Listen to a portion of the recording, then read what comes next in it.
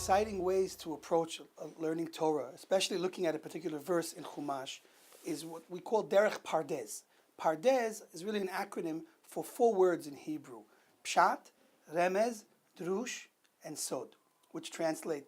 Pshat is simple meaning, Remez is homiletic, Drush is expounding, and Sod, of course, is secrets.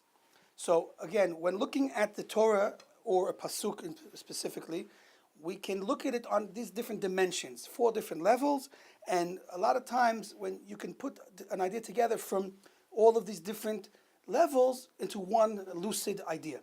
So what I'd like to do is present an explanation on Parshat Vayigash in connection with the idea of praying, because there's a hint to the idea of praying in the beginning of this week's Parashah and the pasuk Vayigash. It reads, Vayigash elav Yehuda, and Yehuda approached him, literal translation.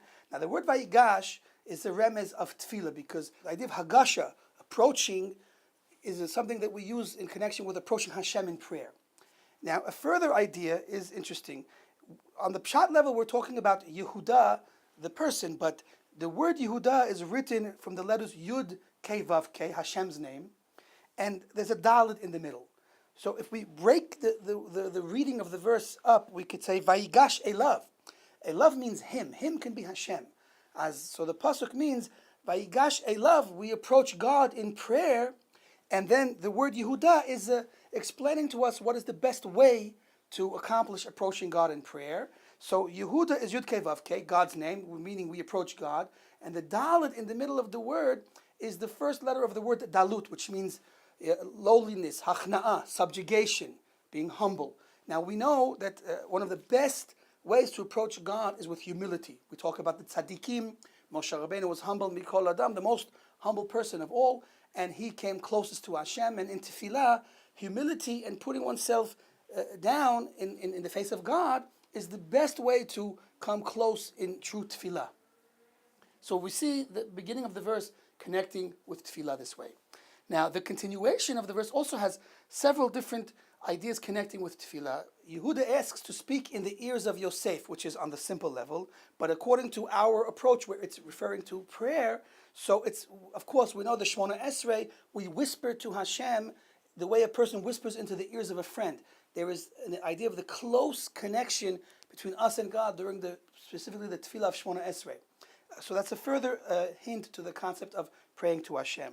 Now the last part of this verse is very interesting, because at the end, Yehuda says again that to Yosef, you are like Paro. Ki kamocha ke Paro.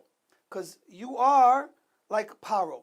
But in Hebrew, we have to appreciate what the word Paro represents, and also in a way that it alludes to different ideas as well, mystical ideas. So the idea of Ki kamocha ke Paro in connection with tefillah can be understood like this. Kamocha means it's really like you. Not you, but only like you.